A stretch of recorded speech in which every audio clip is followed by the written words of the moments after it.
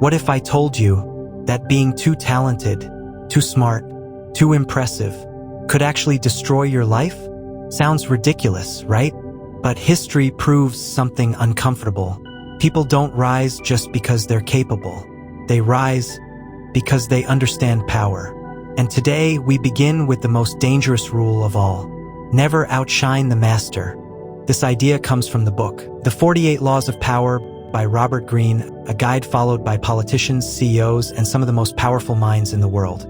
This law reveals a brutal truth. It's not your lack of talent that ruins you. It's showing your talent to the wrong person at the wrong time. Let's break it down. In an ideal world, intelligence is rewarded.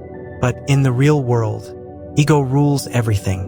The person above you, your boss, mentor, leader, doesn't just want results. They want to feel superior.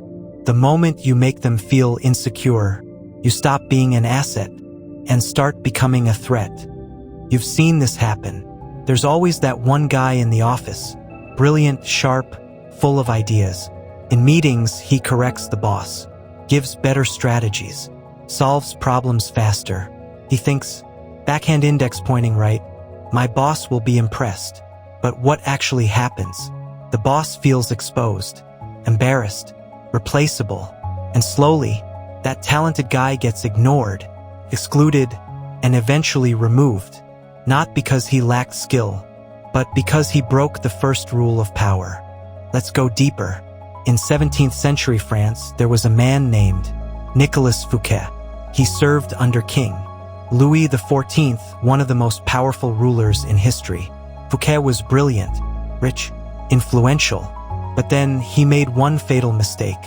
He built a palace so magnificent that it outshined the king's own. And then he invited the king to a grand celebration.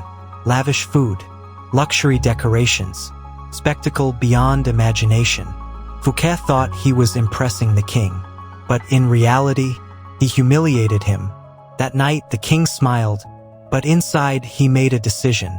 3 weeks later, Fouquet was arrested, charged, imprisoned for life. His wealth was seized, and used to build the legendary Palace of Versailles. His crime?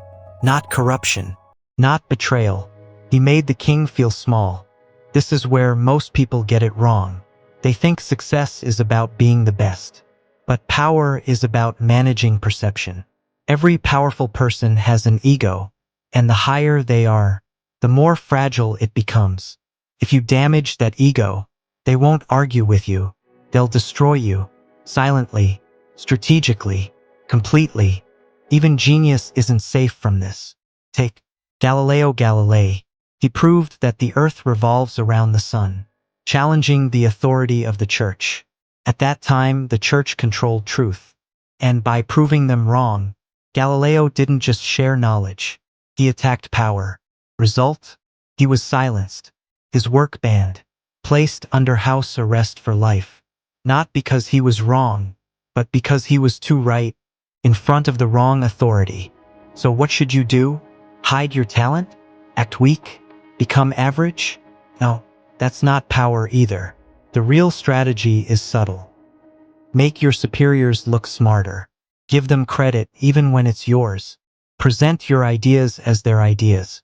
Let them shine, while you quietly build influence. Make them feel, I'm powerful because of this person. Not, this person is more powerful than me. When they trust you, when they don't see you as a threat, that's when you gain real power. Remember this. The sun doesn't compete with the moon, and the moon shines by reflecting the sun. If you want to rise in the game of power, don't challenge the ego above you. Control it, because in this game, the most successful person isn't the smartest. It's the one who understands people. This was Law 1. Break it, and you may never get the chance to learn the other 47. If you want to master power, influence, and human psychology, stay tuned for the next law, because it only gets darker from here.